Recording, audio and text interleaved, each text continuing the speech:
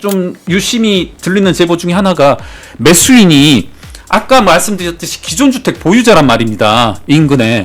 이게 지금 매물 물건으로 안 나왔다라는 제보들이 잇따르고 있거든요. 그러면 이주택자가 되는 거네요? 그렇죠. 매매하면서? 예, 이재명 정부의 부동산 정책의 핵심은 수요 억제책 아닙니까?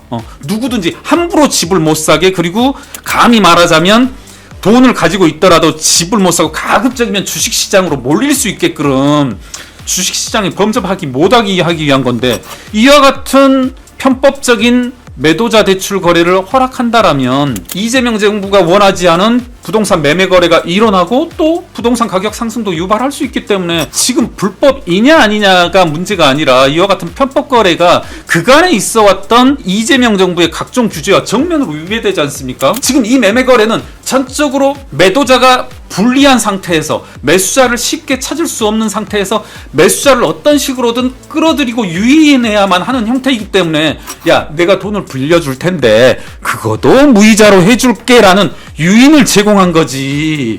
이걸 야, 매수자를 내가 좀 봐줬어, 뭐 매수자 이리저리 깔렸는데 저 매수자 조금 내가 좀 편의를 봐줬어, 이렇게 말씀할 수 있는 사정은 절대 아니죠. 그러니까 조합원으로서의 어떤 권리를 양도할 수 없는 시점이 되면은, 그렇죠. 집값이 떨어지니까. 그렇죠. 소위 말하는 물딱지가 되는 거니까요. 네. 예. 그 물딱지 물건이 되지 않기 위해서 더 급했던 거는 매도자이죠. 예. 예. 그와 같이 이제 국민들에게는 넘볼 수 없는 대출의 벽을 무지막지하게 세워놓고 대통령 스스로는 편법을, 우회로를 만들어 놓고 그쪽으로 가는 이와 같은 행태.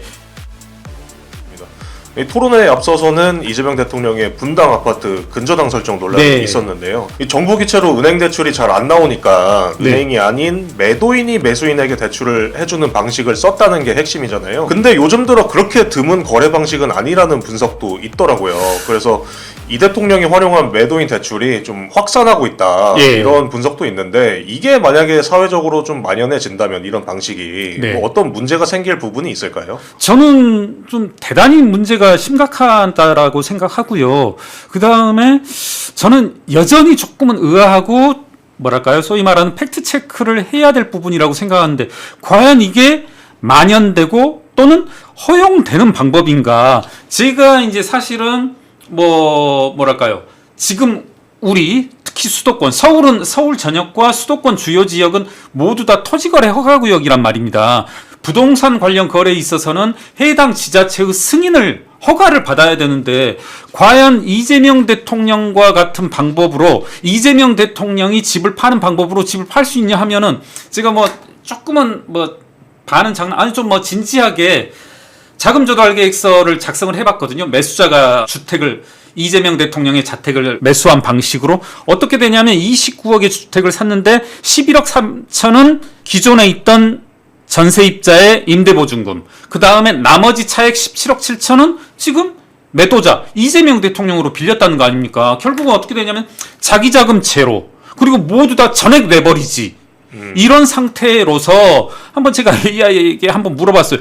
야, 이와 같은 자금 조달 방식이 지금 토지거래 허가구역 내 해당 지자체의 승인을 받을 수 있는지 검토해달라 했을 때 제로다. 이건 절대 통과될 수 없다. 예.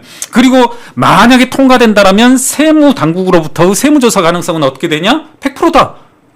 제가 이렇게 짧게 말했습니다만 상당히 세밀한 분석을 통해서 했거든요. 제가 왜 이런 말씀을 드리냐면, 여러 언론 보도에서 지금 이재명 대통령이 쓴 매도자 대출 방식이 보기 드문 거래가 아니고 상당히 유사한 거래로 나타난다 하는데, 여러분, 이재명 대통령 그 자택 매각 방식은 그것만 볼 게 아니라 또 여러 가지가 중첩돼 있어요. 뭐가 있겠습니까? 이재명 대통령의 방법은 이재명 대통령이 살고 있지 않다는 것. 살고 있는 집이어야 팔 수 있지.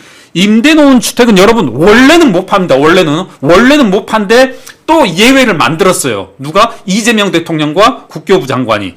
그래서 이제 유예를 두고 팔 수는 있다. 자, 한 가지 예외, 이재명 대통령은 살고 있지 않다. 그 다음에 두 번째 예외가, 또 극히 드문 예외가 매수자 역시 유주택자이다. 이것도 집을 살 수 있는 요건이 아니거든요. 세 번째 뭐가 있을까요? 재건축을 앞두고 있다. 재건축을 사실 이제 재건축 고시가 제가 알기로 어젠가 날짜로 이루어진 것으로 알고 있는데 이런 것도 이제 실거주를 위한 제약 요건이 되는 거란 말입니다. 네 번째가 이제 말씀드릴 수 있는 매수자의 자기자금 투입액이 제로이다. 이 네 가지가 겹치는 사례가 과연 대한민국 2026년 토지거래 허가구역 내에서 몇 건 있을까? 이건 0이라고 생각하거든요.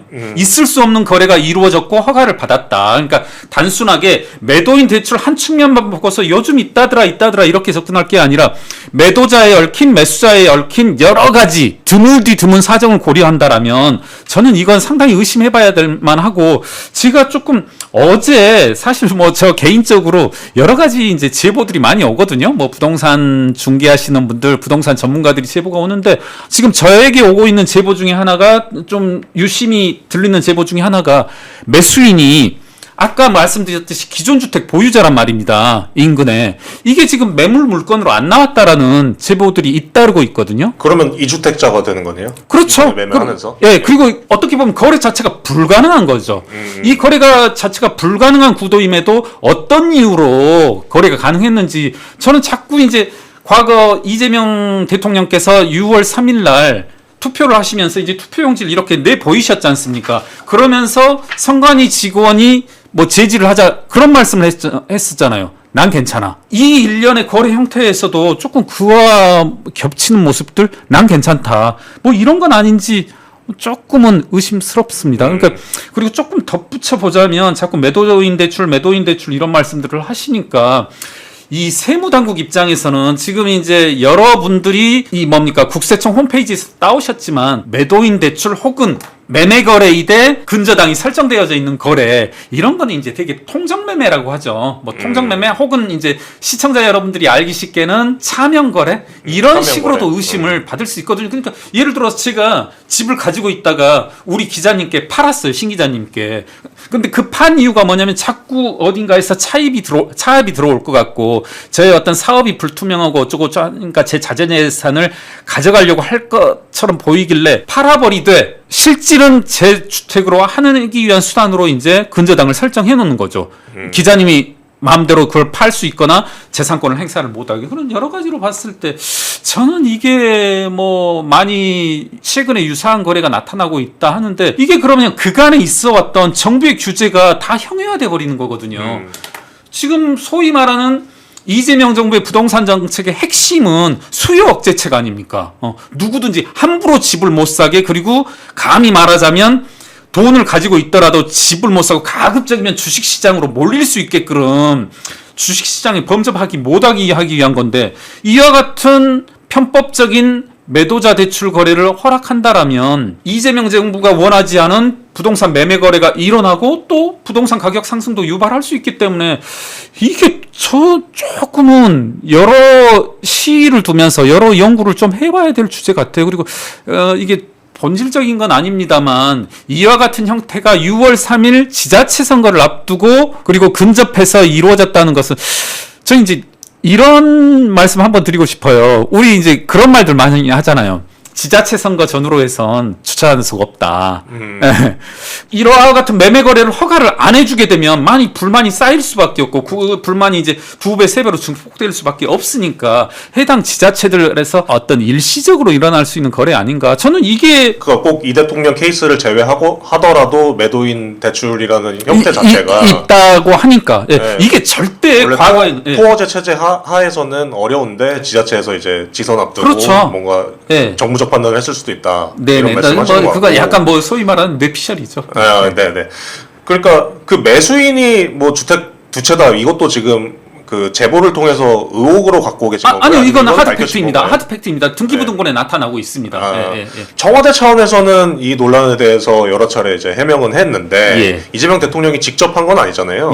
만약에 이재명 대통령이 직접 해명을 한다면 이 대통령 차원에서 직접 짚어줘야 될 부분이 어떤 게 있을 거라고 좀 보세요? 그래서 저는 상당히 난감하다라고 생각을 해요. 그러니까 뭐 이게 불법적인 건 아니다. 뭐 이런 말씀들과 더불어서 지금 불법이냐 아니냐가 문제가 아니라 이와 같은 편법 거래가 그간에 있어 왔던 이재명 정부의 각종 규제와 정면으로 위배되지 않습니까? 그러니까 저는 그런 질문, 어떤 이재명 대통령께서 어떻게 답해야 된다라기보다는 왜 본인의 규제, 본인의 일관된 그 수요 억제 정책과 상반되는 이러한 편법적인 거래를 본인 스스로는 했는지 그 부분을 답변해야 된다라고 생각합니다. 매수인 사정이라고 하는데 이게 지금 이 매매 거래의 형태는 매도인 사정이 전적으로 반영된 거예요.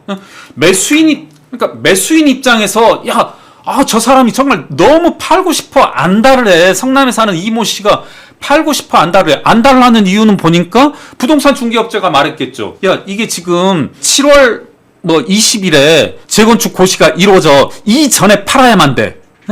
그러니까 조금 실제적인 거래, 싼지는 모르겠습니다만 조금 다 하면 5천만 원, 1억이라도 싸게 해줄 것 같아. 지금 그래서 한 거잖아. 지금 이거는 매수자가 전적으로 매도자의 편의를 봐줘서 이루어진 거예요. 지금 매수자가 어떤 편익이 있을까요? 저는 그런 건 찾아볼 수 없죠. 그러니까 참 이재명 대통령 혹은 청와대는 대단하다. 이와 같이 순전히 이재명 대통령의 편익을 고려해서 이루어진 거래마저도 매수자를 위한 거다. 이런 식으로 눈속임하는 그런 어떤 재기발랄함, 용기에 좀 감탄할 따름이죠. 그리고 두 번째 이자 거래도 이건 역시도 방금 말씀드린 첫 번째 사정과 연관될 것 같아요. 지금 이 매매 거래는 전적으로 매도자가 불리한 상태에서 매수자를 쉽게 찾을 수 없는 상태에서 매수자를 어떤 식으로든 끌어들이고 유인해야만 하는 형태이기 때문에 내가 돈을 빌려줄 텐데 그것도 무이자로 해줄게 라는 유인을 제공한 거지.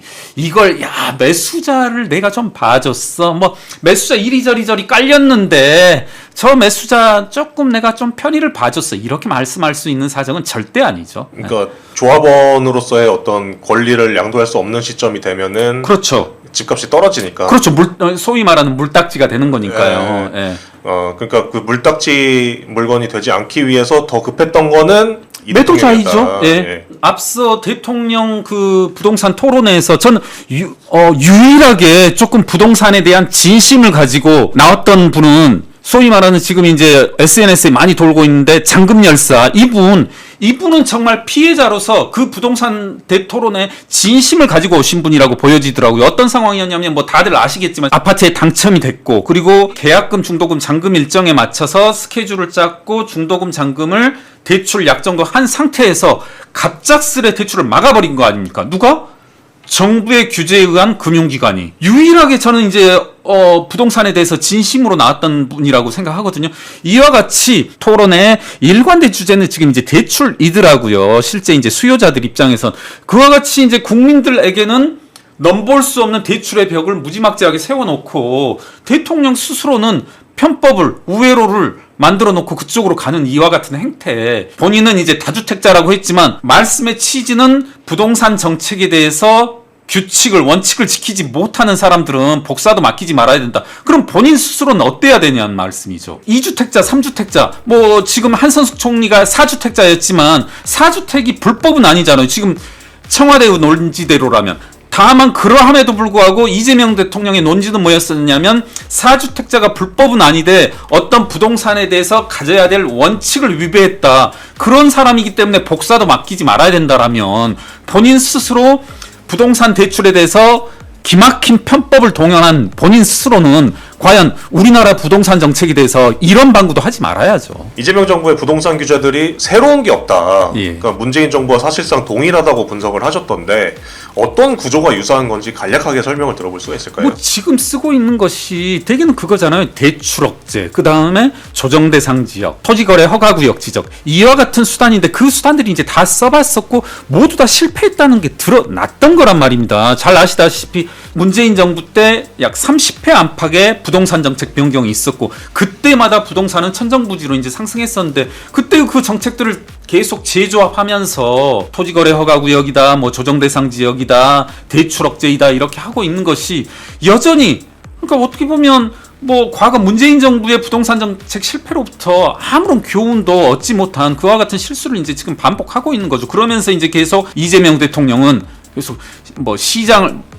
정부를 이길 수 있는 시장은 없다. 그리고 내가 계곡 재정비도 쉽게 이뤄냈던 사람인데 그것보다 훨씬 더 쉽다. 이러는 기고만장 근거 없는 자신감에 근거해서 부동산 지옥을 만들어 나가고 있는 거죠.